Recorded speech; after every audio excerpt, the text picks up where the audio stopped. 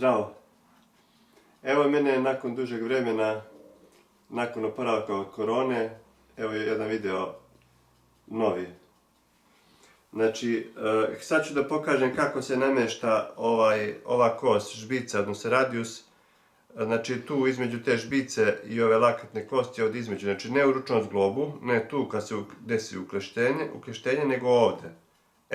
Znači uhvatimo preko tog ispupčenja i idemo ovako, znači gore dole, levo desno više puta, budemo opušteni u ovom sadašnjem trenutku, ništa ne razmišljamo i za kratko vrijeme bi trebalo da se namjesti to. Ako je druga ruka, ako je u desnoj, tu, znači tu da je ispupčenje, uhvatimo preko, idemo levo desno, gore dole